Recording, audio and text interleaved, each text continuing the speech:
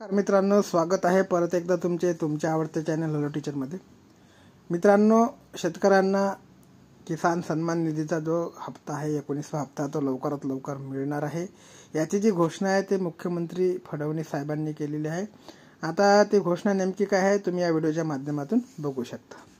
आणि उपस्थित सर्व भगिनी आणि बंधूंनो, आज अतिशय आनंदाची गोष्ट आहे की लवकरच देशाचे प्रधानमंत्री श्री नरेंद्र मोदीजी हे आपल्याला संबोधित करणार आहेत आणि किसान सन्मान योजनेचा 19वा हप्ता हा त्या ठिकाणी आपल्या खात्यामध्ये जमा करणार आहेत। मोदीजींनी ज्यावेळेस किसान सन्मान योजना सुरू केली त्यावेळी काही लोकांनी टीका केली, पण आज शेतकऱ्याच्या अडीअडचणीच्या काळामध्ये या योजनेच्या माध्यमातून शेतकऱ्याच्या आणि छोट्या शेतकऱ्याच्या खात्यामध्ये जाणारा पैसा अडीअडचणीला त्याला कामाला येतो।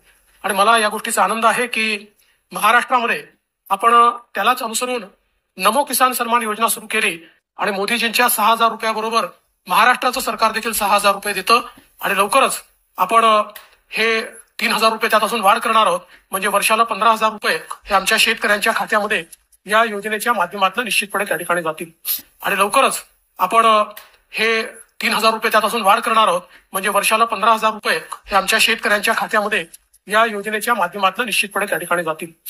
आज आपण काही शेतकऱ्यांचा सत्कार देखील केलेला आहे।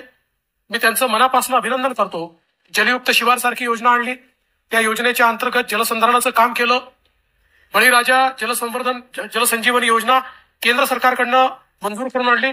25,000 कोटी रुपये विदर्भातल्या अडकलेल्या प्रकल्पांवर आपण खर्च करून 89 प्रकल्प पूर्ण केले आणि त्याचसोबत स्वर्गीय नानाजी देशमुख कृषी संजीवनी योजना आपण आणली, ज्या योजनेमध्ये पहिल्या टप्प्यामध्ये आपण पश्चिम विदर्भ आणि मराठवाडा कव्हर केला होता आणि आता दुसऱ्या टप्प्यामध्ये संपूर्ण विदर्भ आणि मराठवाडा आपण कव्हर करतो आहोत। आणि या योजनेच्या अंतर्गत पूर्णपणे सॅच्युरेशन पद्धतीने कृषी अवजारं असतील, त्या ठिकाणी जलसंधारणाचं काम असेल, शेततळी असतील, त्या ठिकाणी ड्रिप इरिगेशन असेल, सगळं अनुदान पद्धतीने आणि लक्षांक न ठेवता एका गावात गेलं की त्या गावातल्या सगळ्या शेतकऱ्यांना सगळ्या योजनांचा लाभ द्यायचा, अशा प्रकारची योजना जवळजवळ 4,000 कोटी रुपये आपण खर्च केले। आता पुन्हा नव्याने 6000 कोटी रुपये आपण खर्च करतोय आणि आज त्या योजनेमुळे अतिशय चांगलं काम